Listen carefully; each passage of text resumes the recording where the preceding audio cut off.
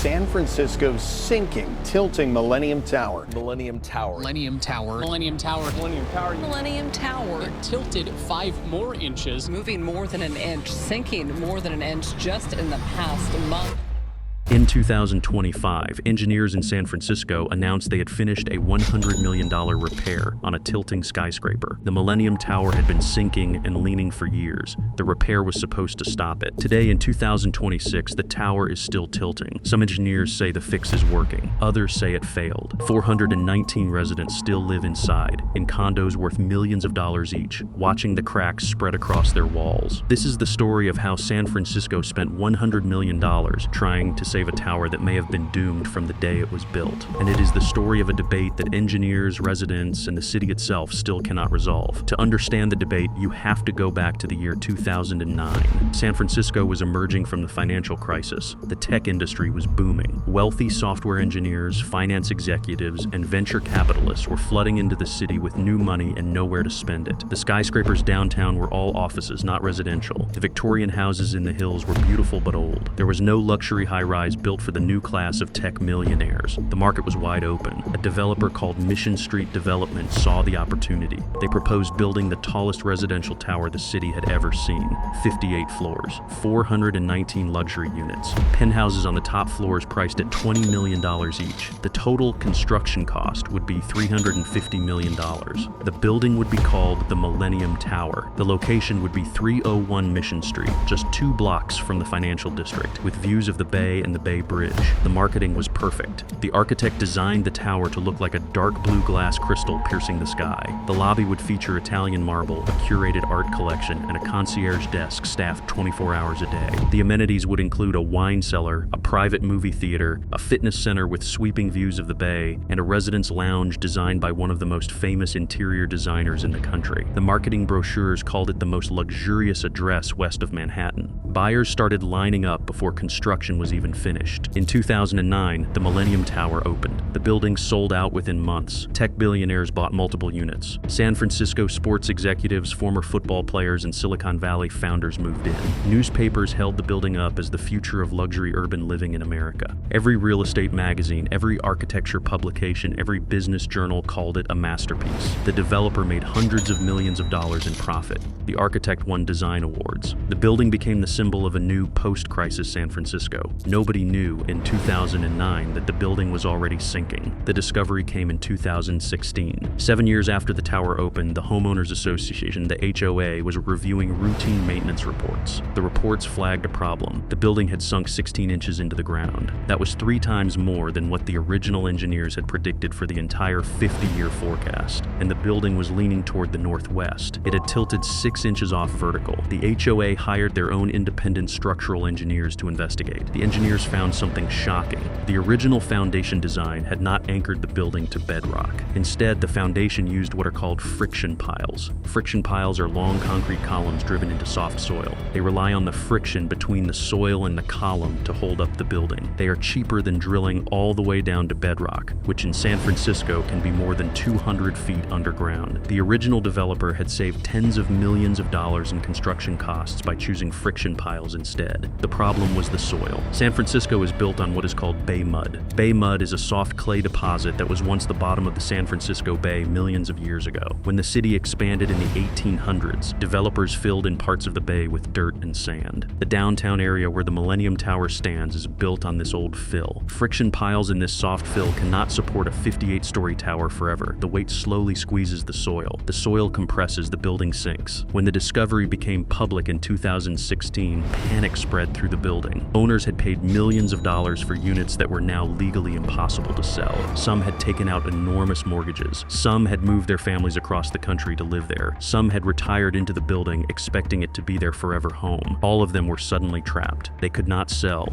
They could not even borrow against their condos. The bank values had dropped overnight. The original developer, Mission Street Development, refused to take the blame. They argued that the construction of the neighboring Salesforce Tower had drained the groundwater underneath the Millennium Tower, accelerating the sinking. The public agency that built the Salesforce Tower fired back. They said the Millennium Tower had been sinking long before the Salesforce project even started. The real fault, they argued, was the friction pile design. The city of San Francisco refused to take responsibility for permitting the original foundation. Everyone pointed at someone else. Lawsuits exploded. Residents sued the developer. The developer sued the public agency. The public agency sued the developer back. The city was named in multiple cases. Engineers were deposed under oath. Foundation contracts were dissected line by line in court. Years passed without a resolution, and the tower kept sinking. By 2020, it had sunk over 18 inches and was tilting more than 14 inches off vertical. The cracks were now visible in the lobby walls. The elevators sometimes refused to function in strong winds. In 2021, engineers finally proposed a solution. They would drill 52 new steel piles around the perimeter of the tower. The new piles would be driven down to bedrock, more than 200 feet underground. The piles would then be attached to the existing foundation. They would transfer some of the building's weight from the failing friction piles to the new bedrock-anchored piles. The cost was estimated at $100 million. The fix was called the Perimeter Pile Upgrade. The engineering team was led by some of the most respected structural experts in the United States. Construction began in 2021. The plan was to drill the piles slowly, monitoring the building's movement constantly. For the first few months, everything seemed to go smoothly. The engineers held public press conferences explaining their progress. The residents started to hope. Then, in May of 2022, the data came in. The drilling had not stopped the tilt. It had actually made it worse. The tower had tilted another 4 inches in a single year. That was more than it had tilted in the previous 3 years combined. The drilling itself was disturbing the soil and accelerating the sinking. The very repair designed to save the building was actively destroying it. The repair was halted immediately. The engineers were forced back to the drawing board. Public confidence collapsed. Newspapers ran headlines calling it the Leaning Tower of San Francisco. Late-night talk shows made jokes about it on national television. Real estate values for the units inside dropped by half. Some owners walked away from their mortgages entirely and let the bank take the loss. A few sold their units for under $1 million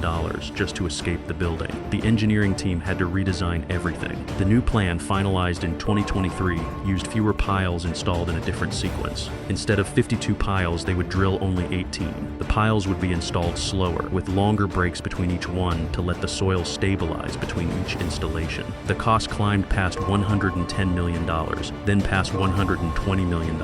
Construction resumed in late 2023. This time, every step was tracked publicly, with monitoring data released to the city, the residents, and the press in real time. The work continued through 2024. The tower kept tilting, but at a slower pace. Engineers monitored the building day and night. Sensors tracked every fraction of an inch of movement. Most of the residents had moved out by this point, terrified of the cracks now visible across their walls. Some had moved to other San Francisco neighborhoods. Some had moved to other states. The penthouse units that had once sold for $20 million were now listed for under $6 million.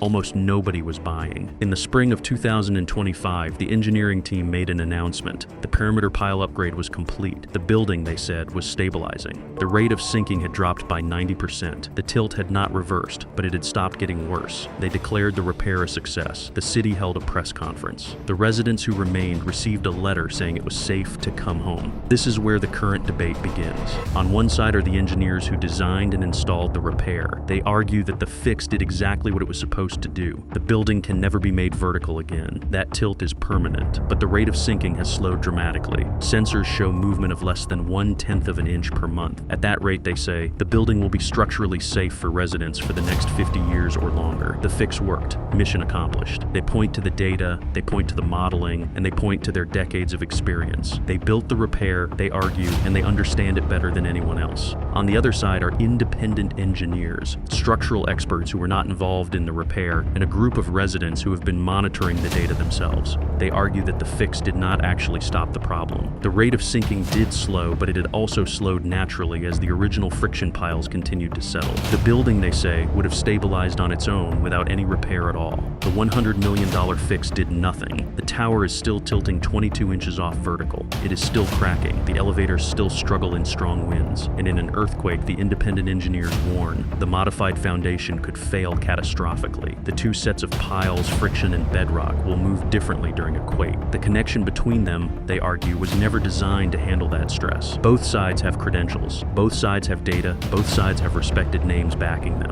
and neither side has been able to convince the other. The debate is playing out in academic journals, in newspaper opinion pages, and across social media. Residents are caught in the middle. Some are returning to their condos, satisfied that the fix worked. Others have permanently abandoned their units, taking massive financial losses, refusing to live in a building they consider unsafe. There is no consensus, only competing experts. Today, in 2026, the Millennium Tower stands at 301 Mission Street, still visibly tilted. Tourists stop on the sidewalk to look at it. From certain angles, the lean is obvious without any measurement equipment. A ruler held against the lobby floor shows a slight downhill slope. Coffee cups will slide across tables in the upper floor units without anyone pushing them. The cracks in the lobby walls have been patched, repainted, and patched again. The building looks beautiful from a block away. From up close, the damage is impossible to hide. Of the original 419 residents, around 350 are still listed as owners. Most of them never moved back in after the discovery in 2016. They are still paying HOA fees every month on units they cannot sell. The most recent comparable sale inside the building closed at $1.8 million for a unit that originally sold for over $5 million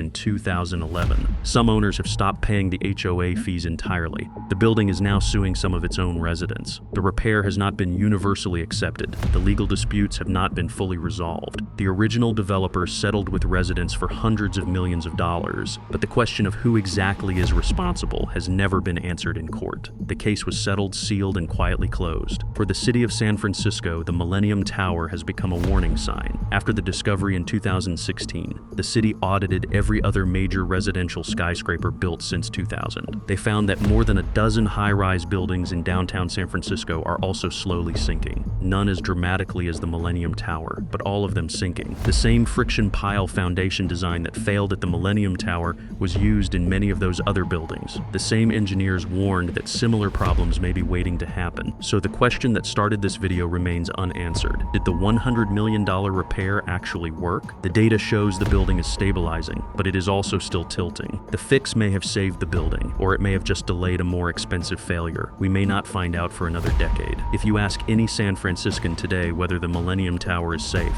you will get a different answer from every person you ask. The Leaning Tower of America has no consensus. Just a tilt, a crack, and 419 residents waiting to find out if they live in a saved building or a slowly failing one. What do you think? The answer is in the comments.